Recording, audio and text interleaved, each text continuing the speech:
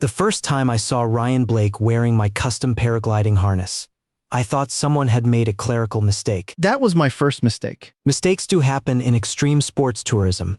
A wrong serial number on a rental wing, a duplicated luggage tag, a name printed one line too low on a digital manifest. Corporate executives and VIP clients like to pretend our systems at Apex Adventure Group are flawless because the liability waivers look serious and the branding is slick. But any pilot who has packed gear at 4 a.m. in freezing mountain air knows the truth. The system works only because tired, paranoid people check it again. So, I checked. I stood in the equipment tent at the Blackwood Ridge Summit, wearing my flight suit half-zipped, thermal gloves tucked into my belt, helmet under one arm. Outside, the wind was howling against the canvas, hinting at the turbulent thermals waiting for us. I looked down at the iPad Pro displaying the final manifest for the Apex VIP Summit flight. Primary flight package. Assignments. Pilot, Thomas Archer, lead flight director. Main wing harness, BR-426. Reserve RB-109. Payload VIP lead beacon, cinematic camera rig, emergency medical relay. I frowned. The screen blurred for a second before my mind processed the numbers. BR-426 was not mine. My assigned custom-built rig was AR-719. It had been meticulously fitted to my weight, adjusted to the heavy camera payload I would carry, checked after my last rough landing, and cleared by Marcus Doyle, our lead gear technician, the night before. More importantly, AR-719 had a highly modified harness setting for my left shoulder. An old injury from a bad landing years ago made certain tension angles dangerous under high G-forces. I knew that rig. I trusted that rig. In high-altitude paragliding, trust isn't a feeling. It is a mathematical list of verified details. I tapped the screen, pulling up the history log. Reassignment override. AR-719 transferred from pilot Thomas Archer to guest pilot Ryan Blake. Authority, Laura Archer, CEO of Apex Adventure Group. My wife? I read the line twice. The blue light of the iPad reflected off my face in the dim tent. Then I looked across the gear bay. Ryan Blake stood near the open flap of the tent, laughing with two junior marketing executives. He was wearing my rig over his shoulders. The harness sat visibly too low on him because he was taller than me and hadn't adjusted the risers correctly. One hand rested casually on the chest strap, puffing out his chest like he was posing for an energy drink commercial. He noticed me looking. He smiled. It wasn't a smile meant for the room. It was meant specifically for me. A slow, arrogant smirk.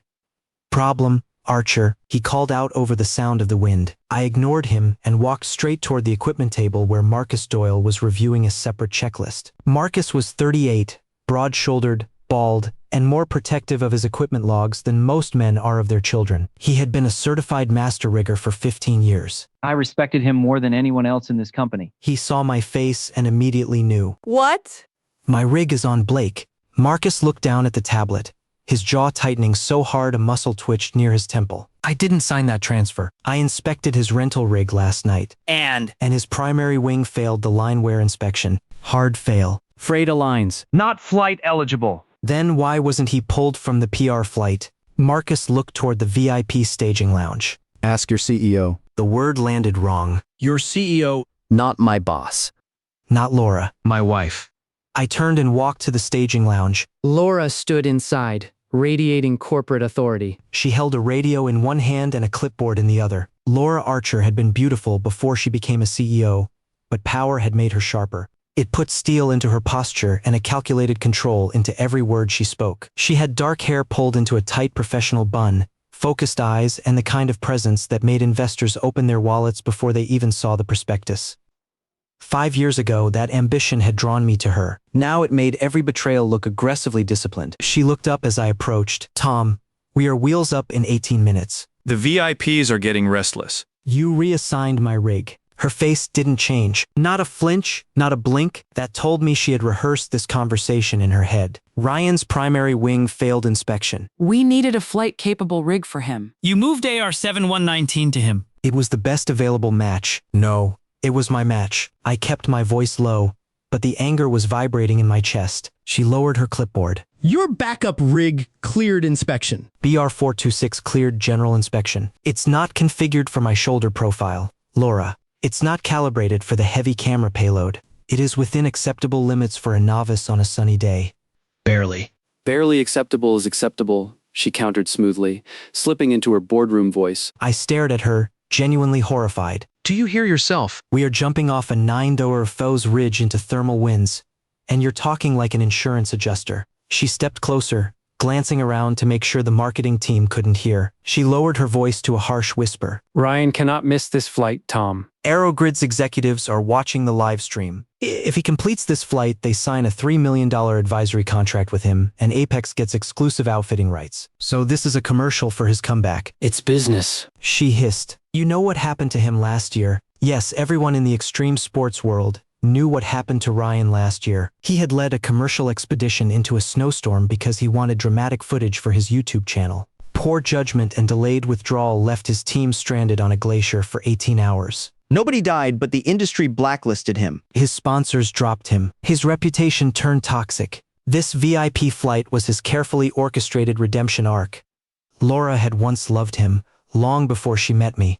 That part was supposed to be ancient history. A failed inspection is a failed inspection, I said coldly. If his gear is bad, he doesn't fly. Don't lecture me about business before a launch, and do not give my life support equipment to your ex-boyfriend to save his PR deal. Her eyes flashed with sudden fury. This is not about him being my ex. It's about securing the Aerogrid partnership. Hez, a qualified pilot, and this company needs this deal. She leaned in, her perfume mixing with the smell of cold mountain air. And this company needs employees who can adapt. You can. Ryan can't afford another failed event. I went completely still. Laura heard what she had just said. Her mouth tightened as she realized how it sounded. I asked quietly, so I can afford the fall?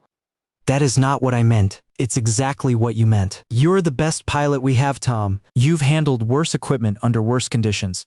You can survive it. He can't. I survived those conditions because I had no choice, Laura.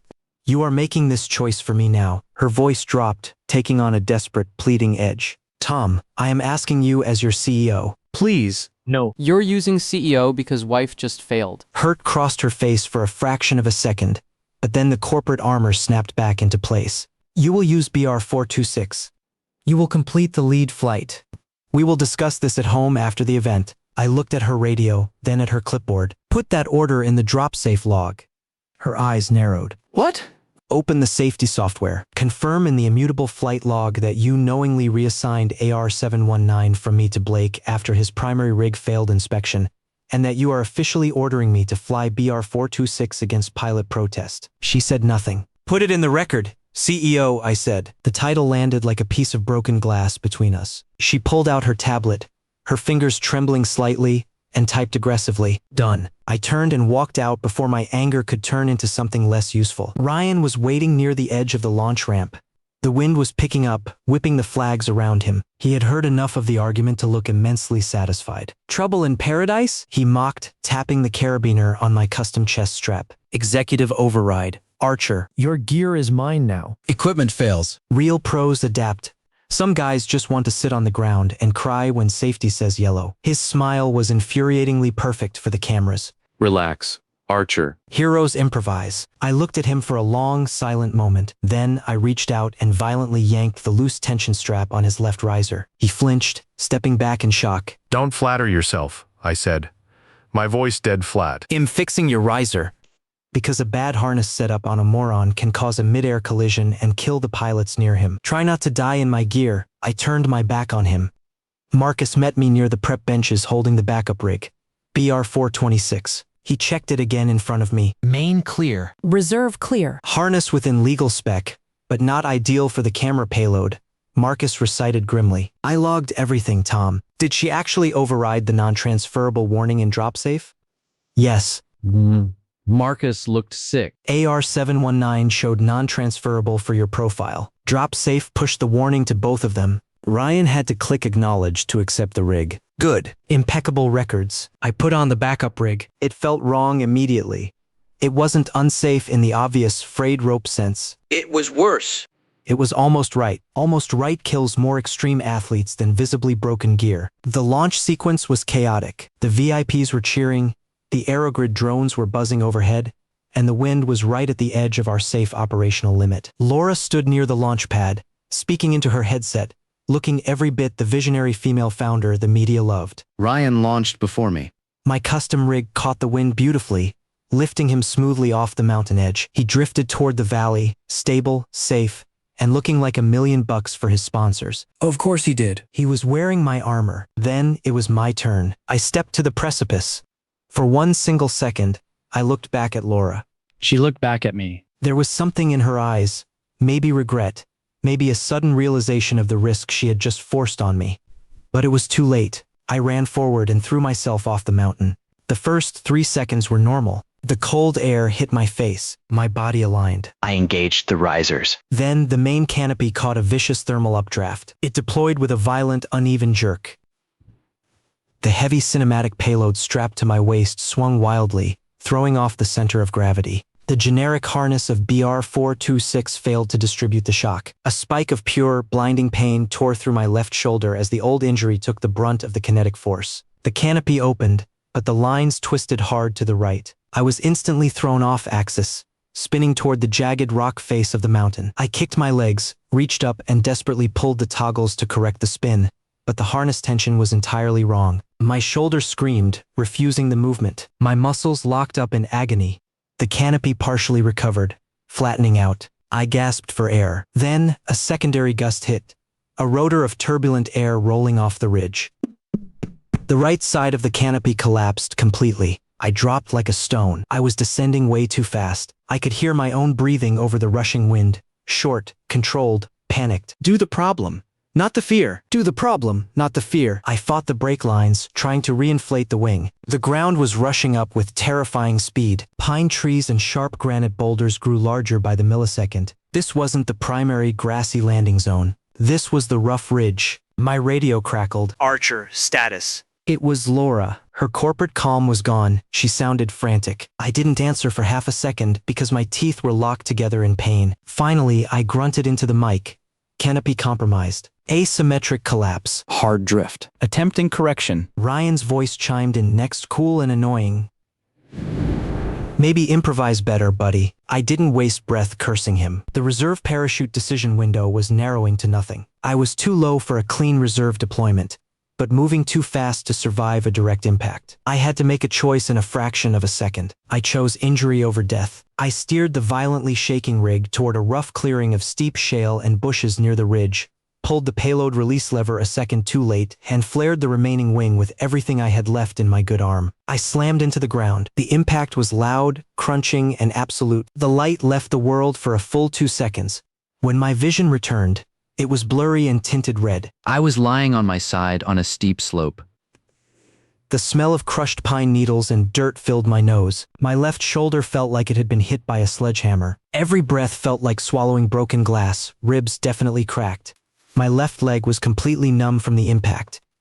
But I was breathing.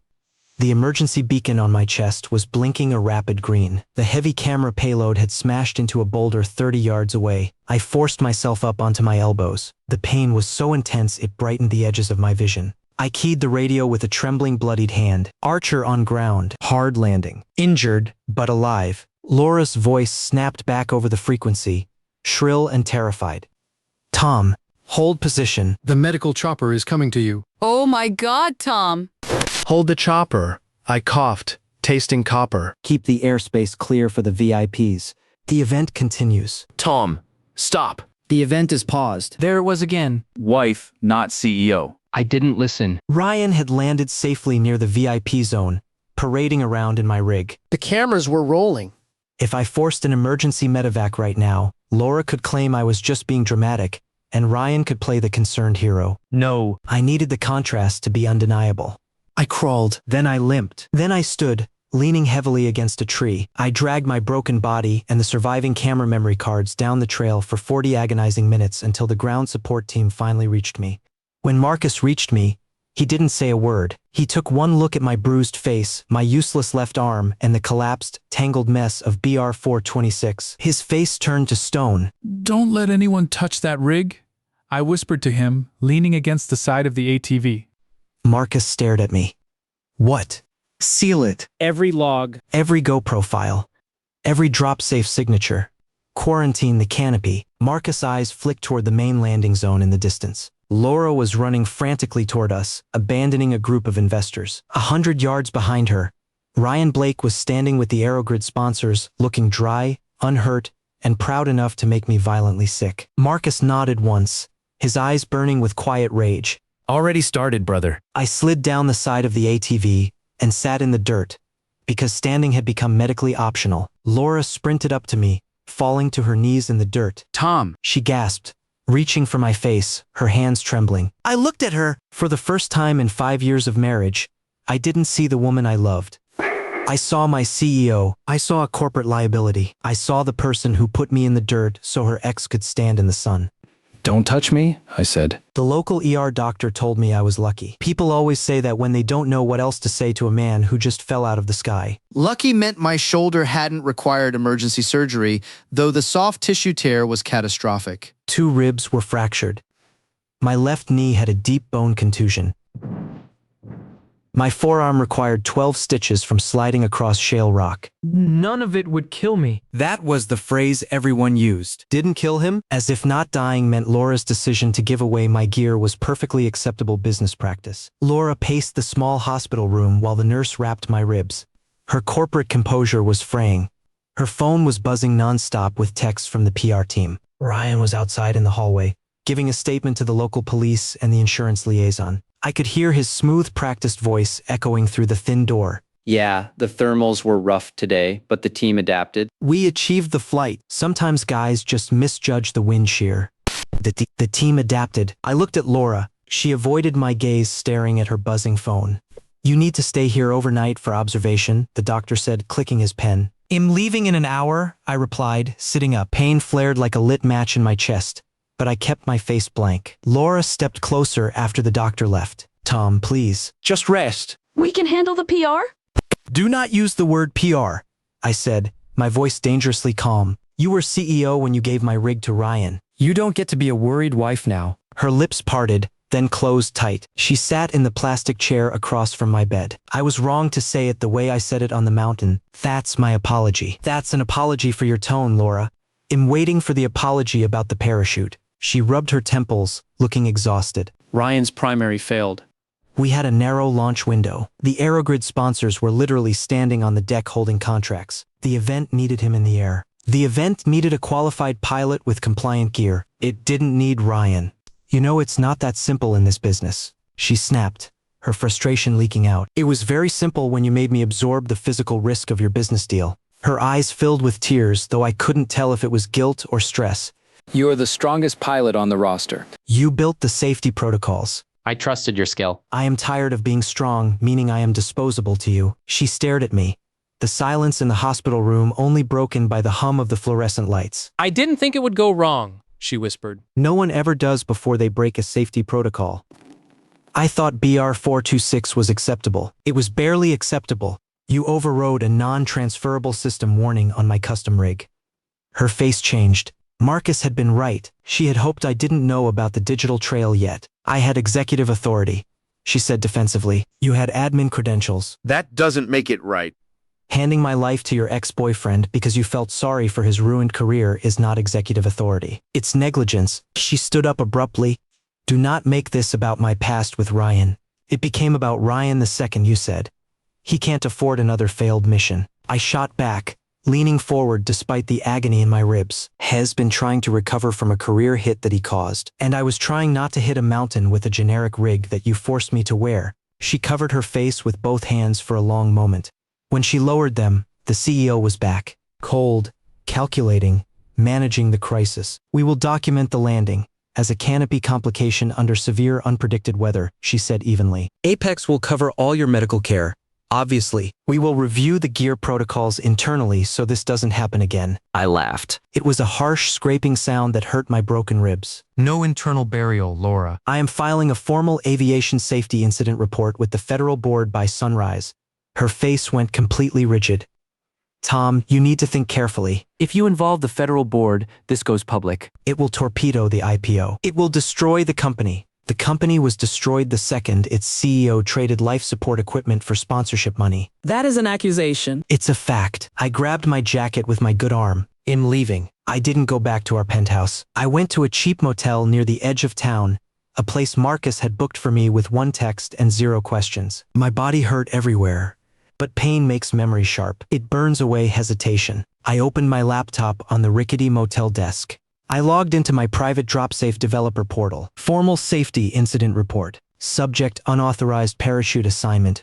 Override resulting in equipment mismatch and hard landing injury. I wrote carefully. No rage. No emotional adjectives. I didn't write about betrayal or marriage. I wrote like a machine. I listed timestamps, serial numbers, personnel warnings, payload weights, and observed aerodynamic failures. I attached the preliminary hospital report. I referenced the digital manifest, the CEO override, log the verbal command captured on the launchpad, and the post-landing quarantine status of the gear. At 3:12 a.m., I submitted it to the National Aviation Safety Board. At 3:20 a.m., I submitted a second document to the Apex Board of Directors, a formal request to be removed from CEO Laura Archer's direct command chain pending an external safety investigation, citing gross conflict of interest.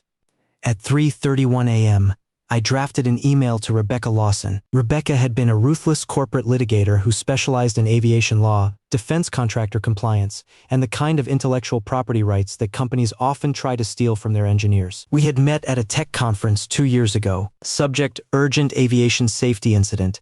CEO override. Drop safe IP. I attached the report and the raw data logs. She replied at 3:49 a.m.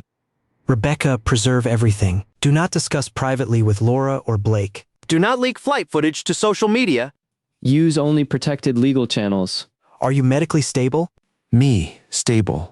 Hurt? Rebecca, good enough. I'm contacting the investigation authorities and drafting a cease and desist for Aerogrid at 070 cent.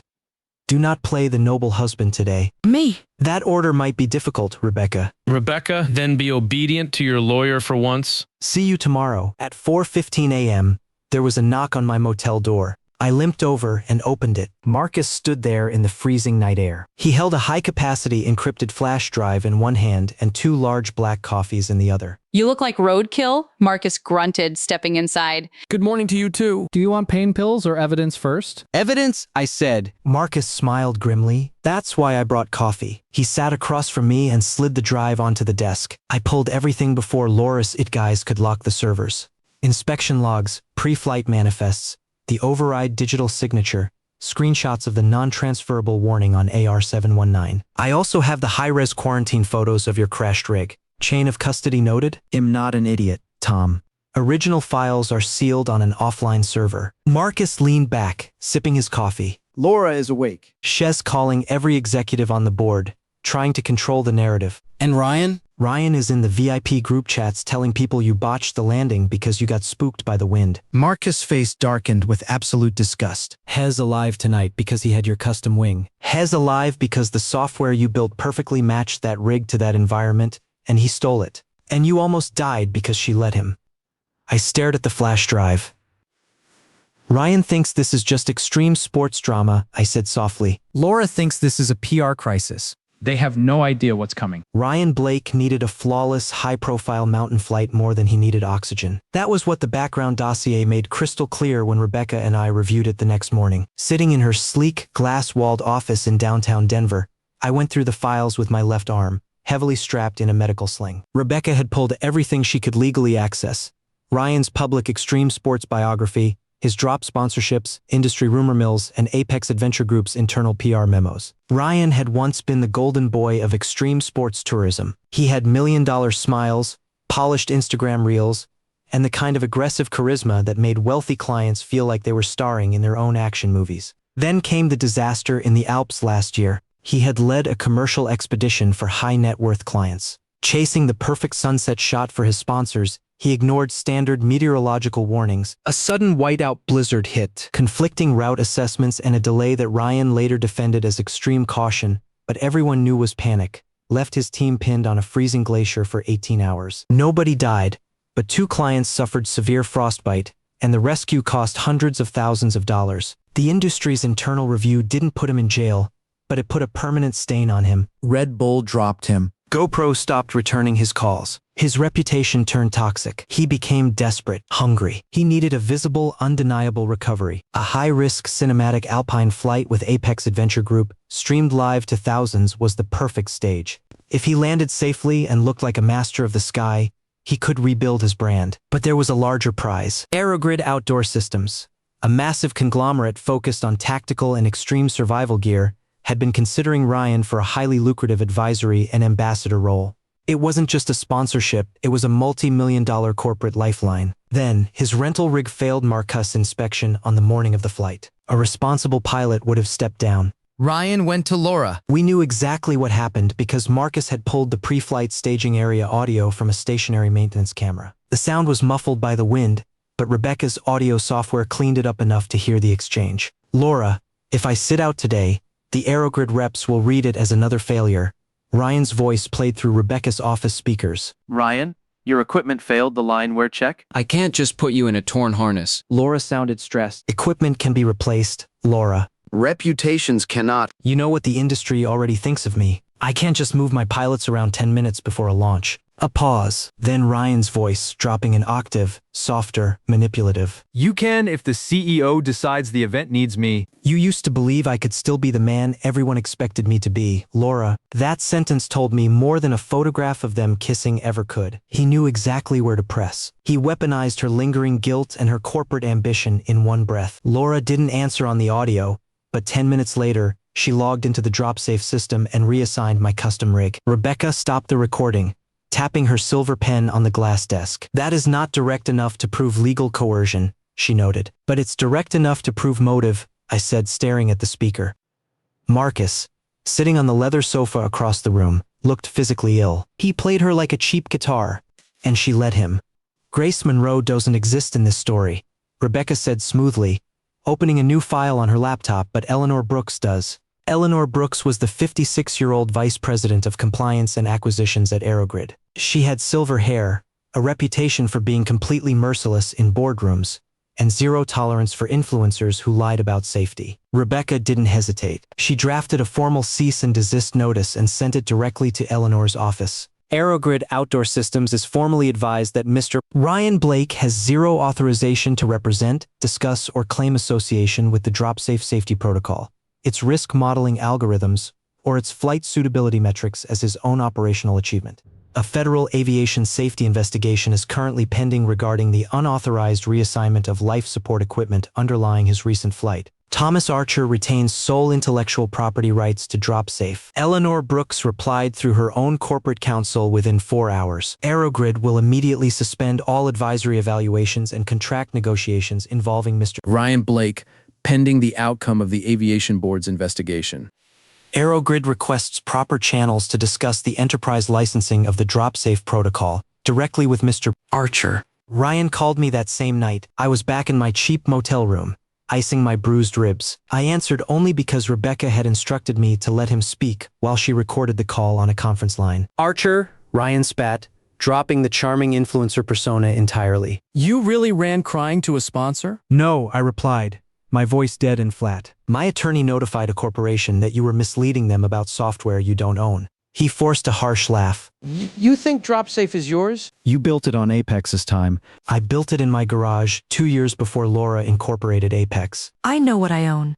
Silence on the line. Then his voice sharpened with venom. Laura is going to destroy you for this. She handed you my defective parachute problem and you couldn't handle the wind. Her opinion of you has already been priced into the company's valuation. You're acting like I volunteered for it. You acknowledged the CEO's order and you jumped. He snapped. Because you wanted to play the hero? I didn't steal your rig, Archer. The CEO assigned it, and I accepted it because I'm not a coward.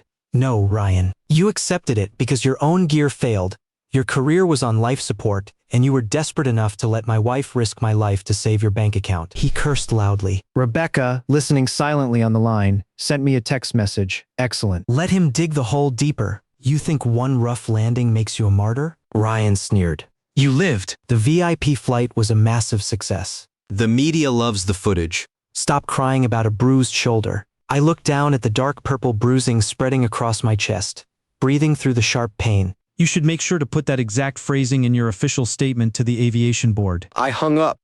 Rebecca called me directly a second later. He will deny everything intelligently until he feels cornered by the investigators. Then he will panic and blame Laura. I know. Are you ready to watch your wife take the fall? She asked gently. I thought of Laura's face in the hospital room, more concerned about the IPO than my fractured ribs. I'm ready. Laura found me outside the orthopedic clinic 3 days later. She had probably used her CEO access to check my company medical insurance schedule. That would have infuriated Rebecca, but Laura still had enough corporate leverage to know where I would be. She stood beside her black Range Rover in the clinic parking lot. She was wearing a sharp designer trench coat, holding a coffee cup, looking like a woman who had barely slept but was determined to maintain control of the narrative. "Tom," she said, stepping forward. I stopped.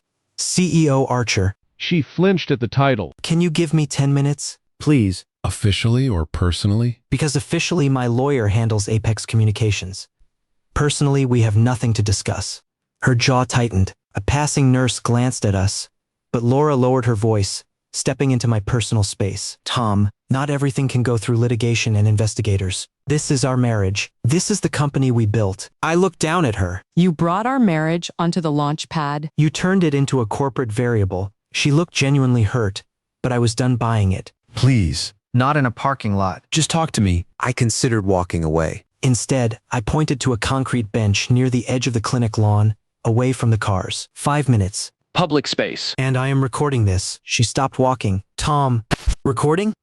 Are we really doing this? Recording, or I get in my car and drive away." She swallowed hard. Fine. We sat down on the cold bench. I pulled out my phone, opened the voice memo app, and set it between us. "This conversation is being recorded by mutual consent," I said clearly. "I agree," she whispered. She clasped her hands tightly in her lap. I made an executive decision under immense pressure. That is what you have to understand. "I need you to see the framework I was operating." "I understand the framework perfectly, Laura." Ryan's rental gear failed. "You needed him in the air to secure the Aerogrid money. You moved my custom gear to him." "You gave me generic gear?" "I fell out of the sky." That is the framework. "That is not the whole story." Her eyes flashed with sudden defiance. "The VIP event succeeded. The company's valuation is up. The PR is phenomenal. So was my medical bill. Barely surviving doesn't make your decision safe." "You're acting like I wanted you hurt?" she pleaded, reaching out before stopping herself. "I trusted your skill." "I knew you were a master pilot. I knew if anyone could fly that backup rig in those thermals, it was you." "That is what you keep telling yourself in the mirror," I said, my voice dripping with disgust. "Because I trusted your skill sounds a lot better than I gambled with my husband's life to save my ex-boyfriend's sponsorship." Her face crumpled for a fraction of a second, the CEO mask slipping. But then she violently pulled it back up. "Ryan couldn't afford another failed event. Tom, he was on the verge of bankruptcy." I laughed. It was a bitter, hollow sound. "You still hear that sentence and think it helps your case?" "I'm not saying it helps my case legally. I'm saying it was part of the pressure." The industry pressure, the media pressure.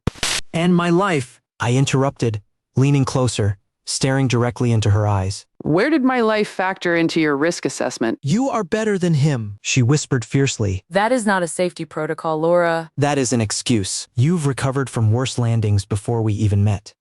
I knew you could handle it, and that is not permission." She put a hand over her mouth. For a fleeting moment, I thought she might finally understand the sheer monstrosity of what she had done. But the corporate survivor in her took over again. "Tom, if this federal investigation goes forward, the board of directors could force me out. I could lose my position as CEO. The IPO will be canceled." There it was, the absolute center of her universe. Not my broken ribs. Not my pain. Her title.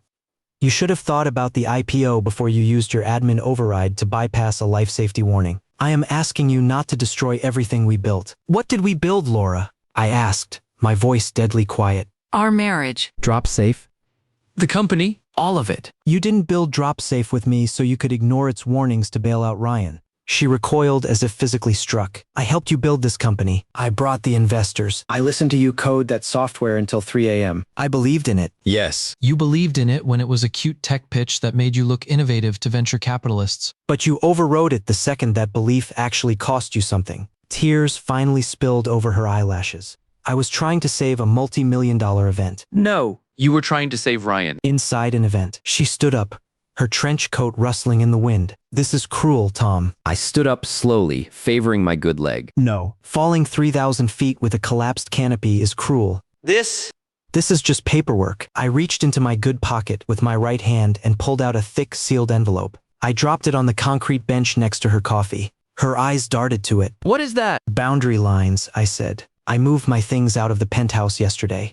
Rebecca is filing the formal separation documents with the court this afternoon? But that envelope contains the immediate corporate injunctions. She stared at the white envelope like it was a bomb. I have formally suspended any authorization for Apex Adventure Group, you or your PR department to use my name, my flight history, or the DropSafe trademark in any corporate materials, investor pitch decks, or media releases. Her face went completely ashen. Tom, the entire Aerogrid deal is built on integrating DropSafe into their hardware. You're pulling the IP? You're leaving our home over this? I looked at her for a long, agonizing moment. You gave my parachute to another man, and you're honestly asking why I won't sleep beside you. She began to cry, actual ugly tears. Please. Don't make it sound that way. That is exactly what happened. She shook her head violently. It wasn't about love, Tom. I don't love him. It was purely a business calculation. I know, I said softly. And that is the problem. It was about priority. She had no answer. She stood there crying in the parking lot of an orthopedic clinic, clutching the envelope that contained the end of her marriage and the potential ruin of her empire. I picked up my phone, stopped the recording, and walked away. That evening, Laura's father called my cell phone. Richard Grant was a retired hedge fund manager, a man of immense wealth, rigid discipline, and selective blindness whenever his daughter's ambition was concerned. More importantly, Richard was the primary seed investor for Apex Adventure Group. He owned 20% of the company. I let his call go to voicemail. Tom, this is Richard. His voice boomed through the speaker a minute later. I heard there's been some turbulence after the VIP flight. I know you got banged up, and sorry about that, but Laura has a massive company to run. She has fiduciary responsibilities to the board. You're a professional pilot. You know, risk is part of the job description. Do not let one bad landing turn into a legal circus that ruins her IPO. Call me back. We can settle this privately. I saved the audio file and forwarded it to Rebecca. She replied instantly, "Investor pressure begins. They are trying to classify gross negligence as an occupational hazard. Preserve the voicemail. I am setting up a meeting." I stared at Richard's phrase on the screen. One bad landing. That was what the corporate machine wanted this to become. Not an unauthorized override of life support equipment. Not a CEO bypassing safety protocols for a conflict of interest. Not a wife giving her husband's custom gear to her ex-lover to secure a brand deal. Just one bad landing. Fine. If they wanted to play the corporate game, we would bring the receipts. 2 days later, Richard and Margaret Grant came to see me in a private, neutral conference room that Rebecca had rented in a downtown high-rise. Rebecca attended via a secure video link on a large monitor at the end of the table. Marcus came as my technical witness, mostly because he didn't trust himself to stay calm if Richard tried to use his billionaire intimidation tactics on me. Richard walked in wearing a tailored navy suit and the arrogant posture of a man used to buying his way out of problems. Margaret, Laura's mother, wore a soft cashmere sweater and carried a designer tissue box, looking preemptively distressed. Richard didn't waste time with pleasantries. He sat down and tossed a leather folio onto the table. "Tom, this is getting completely out of control," Richard began, adopting his boardroom tone. I sat across from him. My left arm was still in its heavy black sling. A thick manila folder rested under my right hand. Good afternoon, Richard.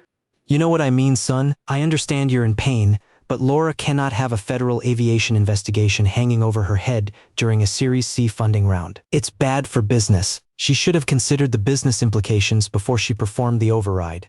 Margaret leaned forward, her voice trembling. "Tom, honey. Laura is absolutely devastated. She hasn't slept in days." I looked at her, feeling absolutely nothing. I hit the side of a mountain at 40 miles an hour with a collapsed wing. Her devastation can wait its turn in the lobby. Margaret flinched as if I had slapped her.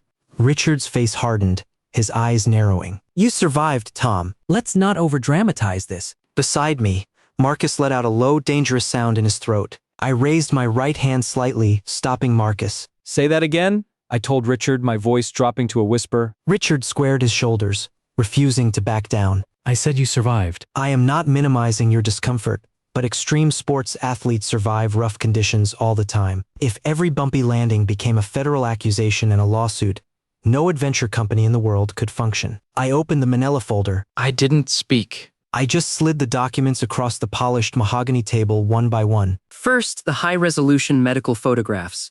The massive, dark purple harness bruising tearing across my chest. The deep lacerations on my forearm. The swollen black and blue mass of my knee. Next, the DropSafe system logs. The glaring red non-transferable warning. Next, the digital signature showing Laura's CEO administrative override.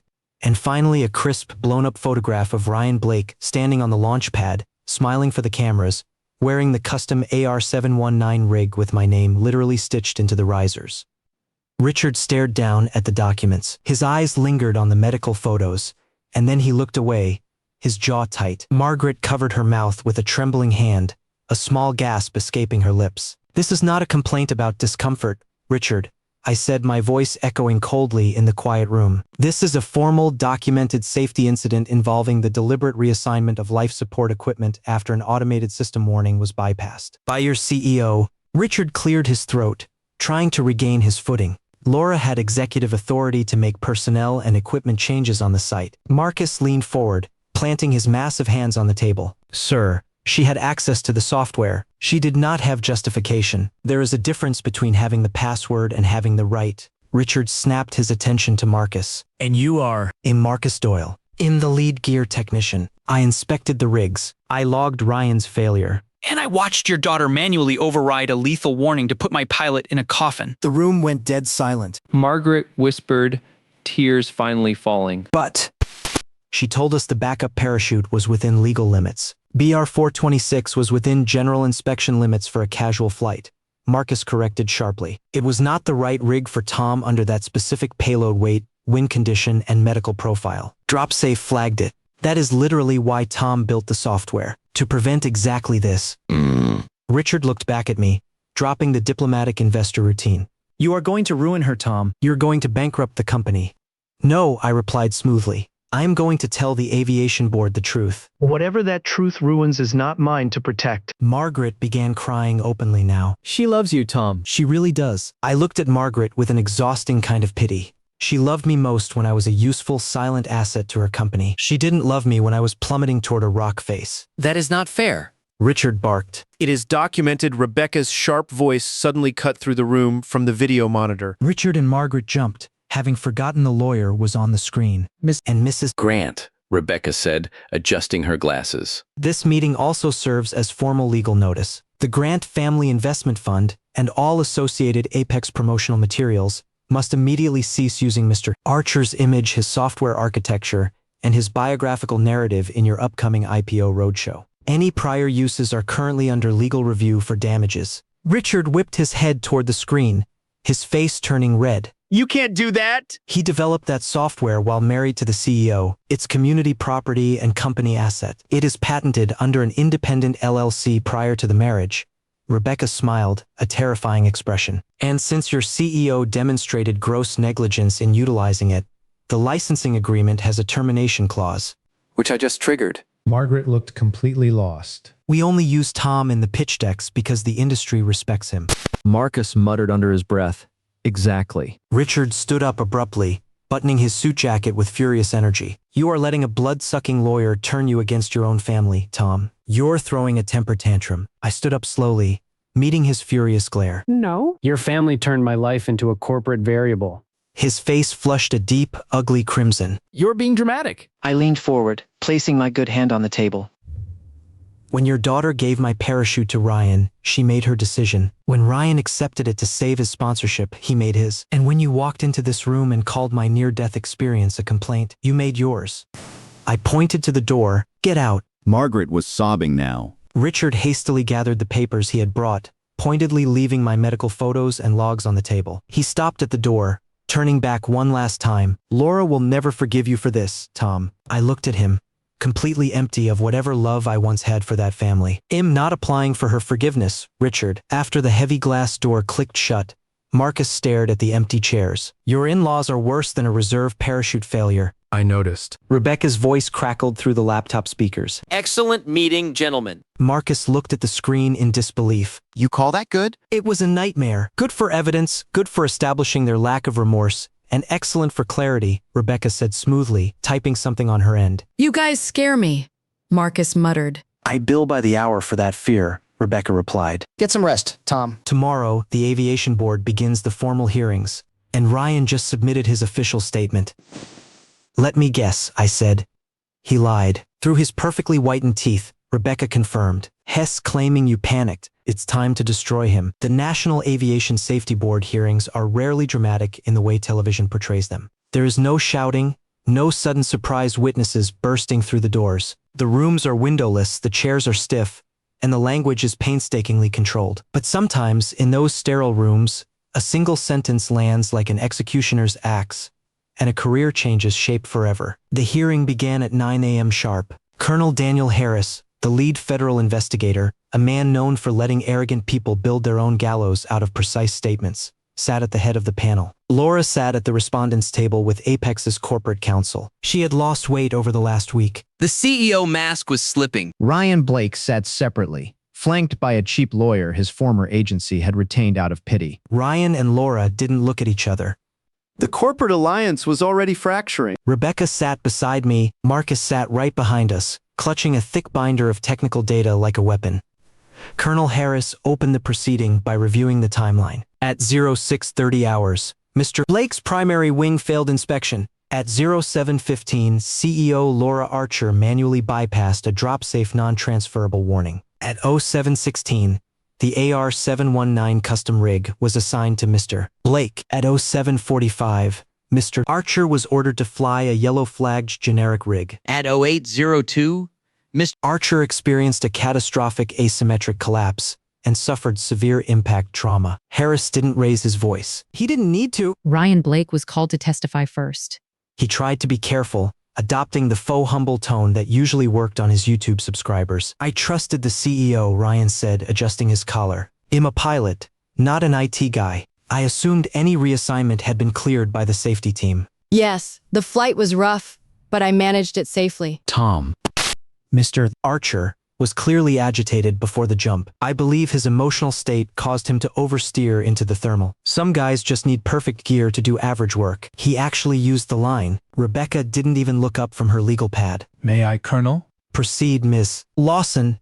Harris nodded. Rebecca stood slowly. Mr. Blake, you claim you were unaware of the safety hazard. Did you receive a system warning on your digital manifest before accepting Mr. Archer's custom rig? I saw a pop-up. Ryan deflected smoothly. I thought it was a standard liability waiver. A pop-up. Rebecca tapped a button on her remote. The massive screen behind the panel lit up. It was the drop-safe back-end log. At 0716 a.m., the system sent a warning titled, Critical Mischarge, Custom Harness Transfer. Validation reported. The log shows you scrolled to the bottom, spent exactly 12 seconds on the screen, and clicked Acknowledge.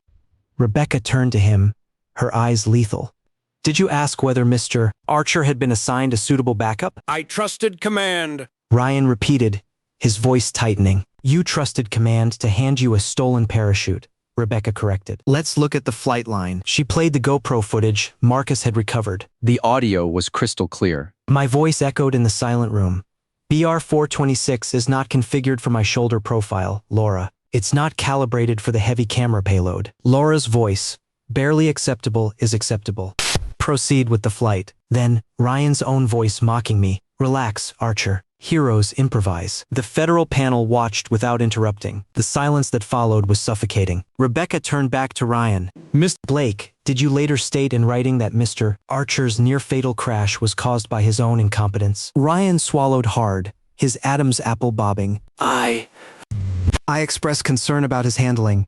At that moment, the video conference screen in the corner flickered on. Eleanor Brooks, the VP of Aerogrid Outdoor Systems, joined the hearing. Mr. Blake, Eleanor's voice was like cracking ice. In your sponsorship pitch to Aerogrid, you claimed you were the operational lead for Apex's safety protocols. Yet you knowingly accepted flagged gear, watched a pilot protest a dangerous reassignment, mocked him, and then lied about the cause of his crash. Eleanor, let me explain. Ryan panicked, dropping his lawyer's advice. Don't speak to me. Eleanor cut him off. Aerogrid is formally severing all ties with Ryan Blake. Furthermore, if the board finds him guilty of aviation negligence, we will pursue a civil fraud suit for the advance he took based on false safety credentials.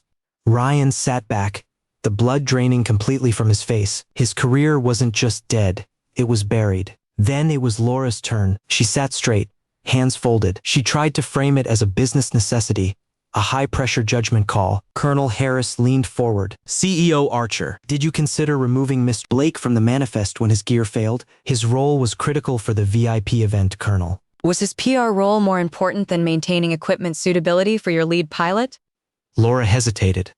The corporate spin wasn't working in this room. No. Then why transfer the custom rig? Laura closed her eyes briefly. Because I believed Mr. Archer had the skill to manage the increased risk. I stood up. I didn't wait for Rebecca. Did I consent to that increased risk, CEO Archer? I asked, my voice slicing through the room. Laura looked at me, her corporate armor finally shattering. No, she whispered. Did my safety software recommend validation before transfer? Yes. Did your prior personal relationship with Mr. Blake influence your decision to bypass the safety of your own husband? Laura's lawyer touched her arm, signaling her not to answer, but she was staring at my arm sling, at the bruising creeping up my neck. Yes, Laura breathed.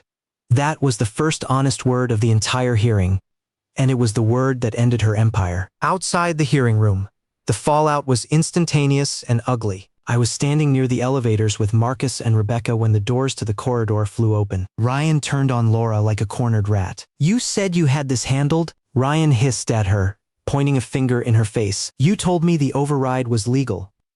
You just ruined my life. Laura stared at him, looking utterly exhausted. I tried to protect you, Ryan. I destroyed my marriage to protect you, and you just sat in that room and tried to pin the entire thing on me because it was your fault. Ryan yelled, his handsome face twisted into something pathetic. You were the CEO.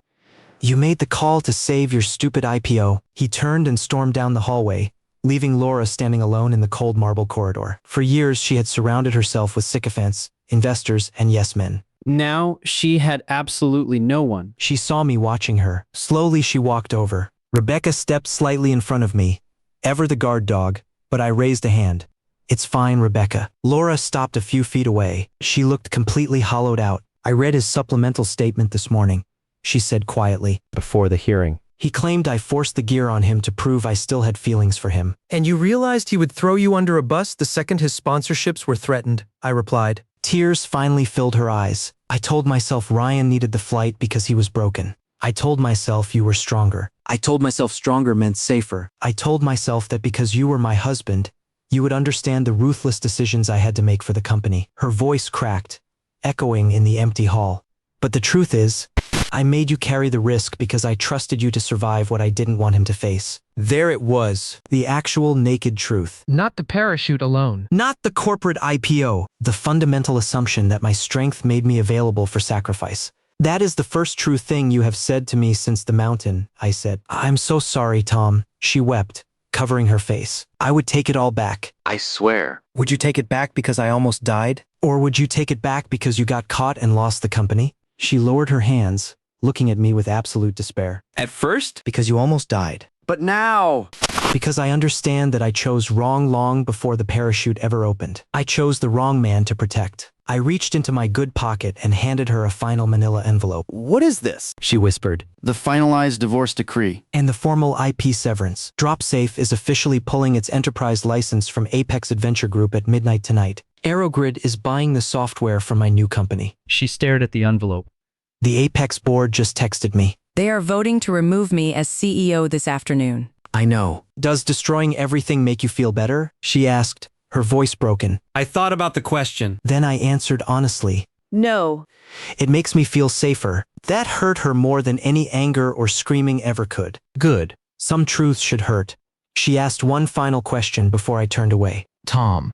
If I hadn't changed that parachute, Would you have stayed? I looked at her for a long moment. That's not the right question, Laura. The question is, whether you would have chosen my life over Ryan's reputation if no one ever knew about the logs. She had no answer, and that was the only answer I needed.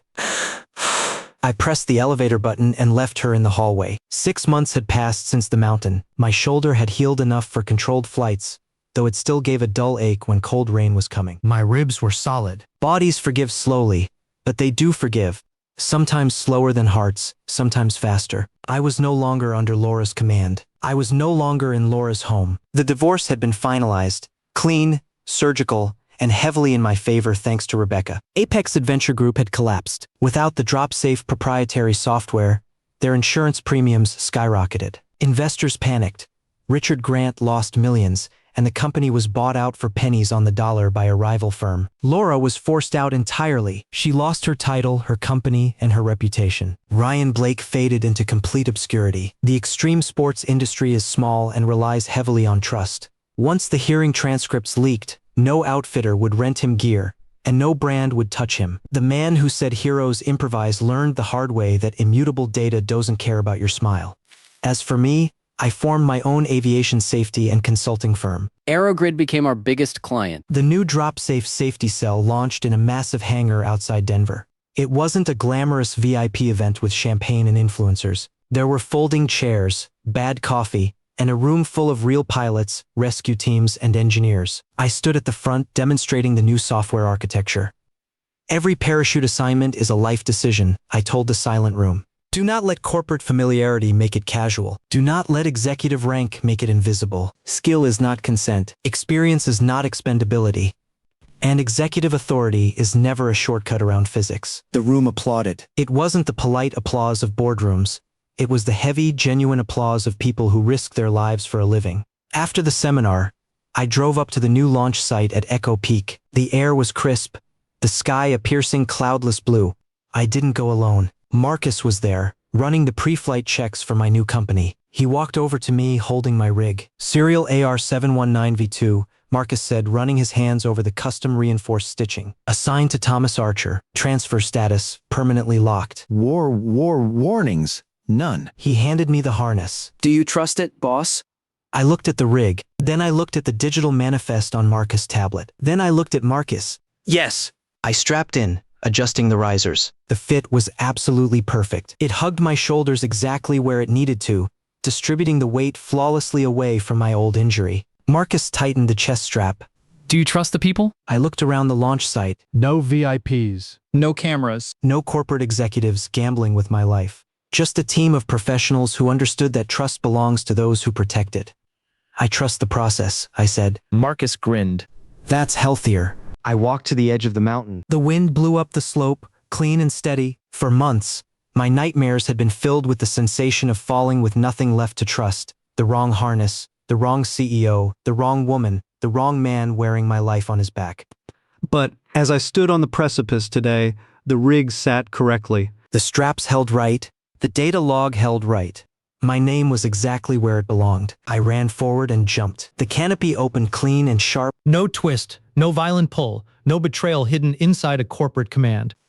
The sky caught me. The thermals lifted me higher, carrying me over the jagged ridge and out into the vast open valley. I guided the descent with both hands steady, flying exactly the way I was meant to. When my boots finally touched the green landing zone, I stayed standing. Not because standing proved I was strong, but because this time, the system had not been betrayed. I looked up at the open sky as my wing fluttered gently to the ground. I hadn't taken back the past, no man does, but I had taken back the truth, the software, my name, and the life they had treated as expendable. I had fallen through the sky with nothing left to trust, but I landed with my life firmly back in my own hands.